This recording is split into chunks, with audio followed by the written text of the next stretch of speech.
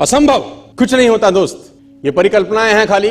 और मैं आज तो आपको बहुत ईमानदारी से और 12 साल के तजुर्बे का निचोड़ निकाल के बता सकता हूं कि इस दुनिया में असंभव नाम का कोई शब्द होता ही नहीं है।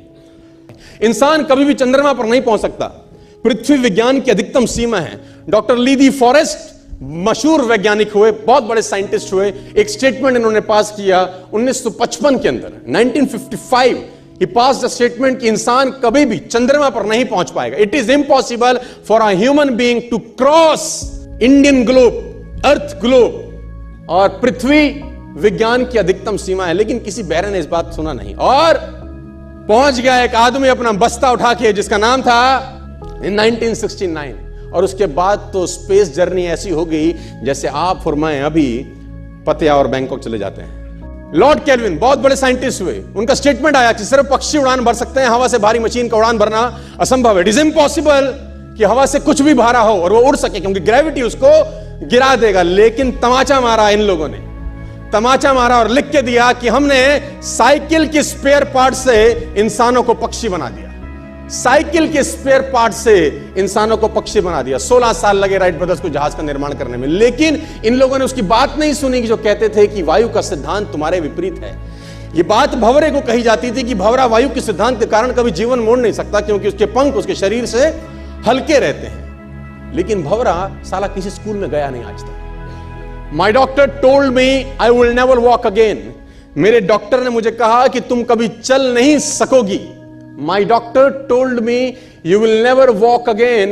My mother told me I would, and I believed my mother rather than doctor. Wilma Rudolph एक ऐसी एथलीट हुई जिनको पोलियो था, जिनको डॉक्टर ने कहा तू चल नहीं सकती, मां ने कहा तू चल सकती है। उसने कहा मैंने डॉक्टर की बात नहीं मानी, मैंने अपनी मां की बात मानी। 3 ओलंपिक गोल्ड मेडल जीती है लड़की, 3 ओलंपिक गोल्ड मेडल, जिसको डॉक्टर कह रहा है कि तू चल। लेकिन मां क्या बोलती है? मैं आपको उदाहरण देना चाहूंगा सर।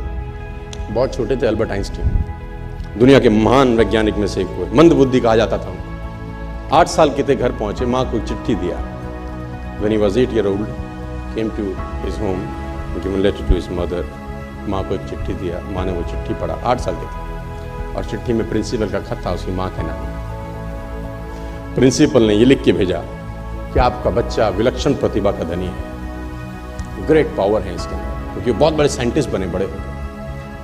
मंद बुद्धि बचपन में समझा जाता था, आपका बच्चा विलक्षण प्रतिभा का धनी है, इसके अंदर असीम संभावनाएं हैं। तो हमारा स्कूल, हमारी मैनेजमेंट, हमारी फैकल्टी, हमारा टीचर इस लायक नहीं है कि हम आपके बच्चे को अच्छी शिक्षा दे सकें। तो it's better for you to take care of your son. आप अपने बच्चों को अपने घर में पढ़ाइए, हम लायक नहीं है कि आपके बच्चे को पढ़ा सके। और उसकी मां ने पढ़ते पढ़ते आंखों में आंसू ले आई और उसने बच्चे को कहा कल से तू स्कूल नहीं जाएगा, मैं तेरी परवरिश घर पे करूंगी, क्योंकि तेरा टीचर तुझे इस लायक नहीं समझता। मतलब वो अपने आप को इस लायक नहीं समझते। बच्चा खुश हुआ, मोटिवेट हो गया और लग गया। उसकी मां का निधन हो गया, वो अल्बर्ट आइंस्टीन बहुत बड़े साइंटिस्ट हो गए। अल्बर्ट आइंस्टीन जब बहुत बड़े साइंटिस्ट हुए तो मकान शिफ्ट कर रहे थे अपना, और जीवन का सच्ची घटना वो अपनी ऑटोबायोग्राफी में लिखते हैं कि जब मैं मकान शिफ्ट कर रहा था तो एक ड्रॉस के अंदर मुझे वो व्हाइट कलर का पेपर फोल्डेड अवस्था में मिला। मुझे समझ नहीं था कि क्या है। मैंने उसको फोल्डिंग अवस्था से मिट्टी को हटा के जब खोला तो वो उस टीचर का लेटर था जो बहुत साल पहले टीचर ने मेरे हाथ में दिया था और मैंने अपनी मां के हाथ में रखा था। अब वो बड़ी उत्सुकता के साथ उस खत को पढ़ने लगे। जैसे उन्होंने खत पढ़ना शुरू किया और वो जार जार होकर रोए।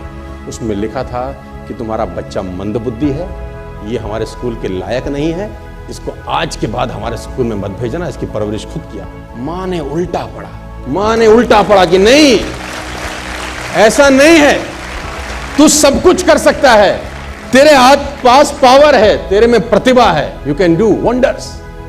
दोस्तों, इस दुनिया में किसी की बात मत सुनना। नेवर एवर बिलीव एनीबॉडी कि जो तुमको बोले कि तू नहीं कर सकता, कान पे मारना, बोला साले तू नहीं कर सकता, हम करेंगे।